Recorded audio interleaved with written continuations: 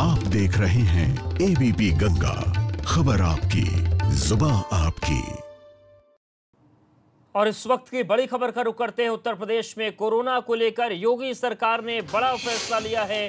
Covid मरीजों को home isolation की मंजूरी मिल गई है। बिना लक्षण वाले मरीजों को होम आइसोलेशन की मंजूरी दी गई है। सीएम योगी ने स्वास्थ्य विभाग से रिपोर्ट मांगी है। दिल्ली की तर्ज पर होम आइसोलेशन को मंजूरी, यानी कि दिल्ली का जो कोरोना से निपटने का फॉर्मूला है, अब वो उत्तर प्रदेश में भी लागू होने जा रहा है। यूपी में पिछले 24 घंटे में कोरोना के 1924 मरीज मिले हैं। तेजी से आंकड़ा बढ़ रहा है और इन सब के बीच अब उत्तर प्रदेश दिल्ली मॉडल को अपनाने जा रहा है। यूपी में योगी सरकार का बड़ा फैसला, कोविड मरीजों को होम आइसोलेशन की मंजूरी दी जा रही है। आपको बता दें कि बिना लक्षण वाले मरीजों को होम आइसोलेशन में रहने की इजाजत मिलेगी। तो दिल्ली मॉडल क्या है वो हम आपको बता देते हैं। मरीज के पास 2 कमरे और एक अलग शौचालय की सुविधा हो तो होम आइसोलेशन हो सकता है। बीमारी गंभीर हो जाए तो कोविड सेंटर में रेफर किया जाएगा, लेकिन लक्षण कम है तो घर में रह सकते हैं। मरीजों को ट्रिपल लेयर वाला मास्क पहनना जरूरी होगा और होम आइसोलेशन की सभी गाइडलाइंस का पालन करना होगा। शैलेश हमारे साथ जुड़ गए हैं। शैलेश, ये जो फैसला लिया गया है, क्या बढ़ते हुए मामलों को देखते हुए जरूरी हो गया है? क्योंकि संसाधन भले ही यूपी ने जुटा लिए हैं, लेकिन आंकड़े जिस तरीके से बढ़ रहे हैं वो बताते हैं कि संसाधनों के लिए एक बड़ी चुनौती आ सकती है आगे। अब देख, निश्चित रूप से ये फैसला जो है वो एक पंथ दो काज नहीं बल्कि एक पंथ कई काज वाला हो सकता है, क्योंकि अगर हम देखें पिछले कुछ समय में जिस तरह से केसेस सामने आ रहे हैं उनमें एक बड़ी संख्या है एसिम्प्टोमेटिक केसेस की, और संख्या जिस तेजी के साथ बढ़ रही है उसका दूसरा असर पड़ रहा है स्वास्थ्य सेवाओं को लेकर। जैसे अगर बात की जाए, बेड्स की संख्या पर्याप्त है, लेकिन अगर पिछले दिनों में राजधानी लखनऊ के हालात को देखें तो जब लखनऊ में एक साथ 150 मरीज 200 मरीज इस तरह सामने आए तो 1 से 2 दिन तक मरीज को इंतजार करना पड़ा है अस्पताल में एडमिट होने के लिए।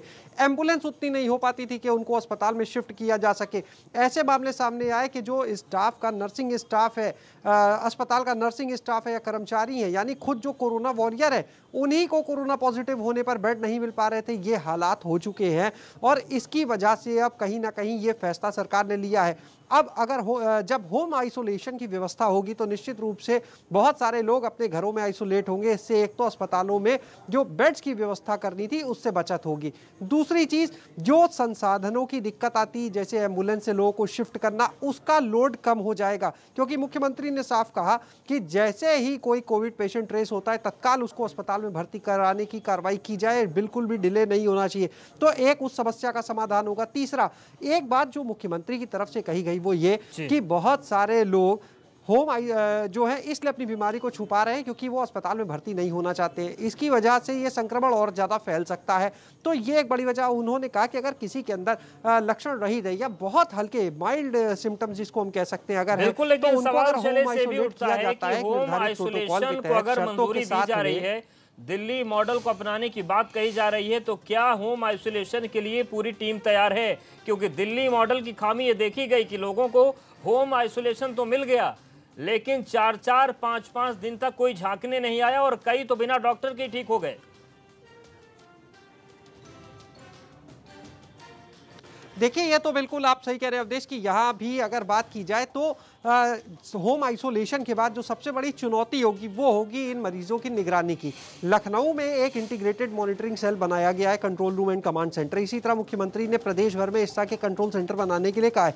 वहां से रोगियों को कॉलिंग करना और उसके बाद फीडबैक लेना, इसके लिए भी निर्देश दिए। लेकिन योजना को लागू कराना और उसके बाद उसके फीडबैक आने में समय लगता है। पता चलता है कि असली जो उसका असर है, जो असल असर है, वो देखना होगा कितना मिलता है। अब इंटीग्रेटेड कंट्रोल रूम यहाँ चालू हो चुका है, लेकिन फीडबैक आने के बाद ये पता चलेगा कि वो कितना कारगर साबित हो रहा है, क्योंकि मरीज से पूछा जाएगा कॉल करके कि उसके लक्षण कैसे हैं। इसके आधार पर आगे की चीजें तय होंगी। तो अब देखना ये होगा कि जब मरीज होम आइसोलेट होगा तो उस केस में कितनी उसको कैसे सुविधा देंगे, डॉक्टर तक पहुंच कैसे बनेगी और कैसे होम आइसोलेशन में रहकर भी उसको बेहतर इलाज मिल पाएगा। शुक्रिया आपका जानकारी और अपडेट्स को देने के लिए। यहाँ पर वक्त एक ब्रेक का है।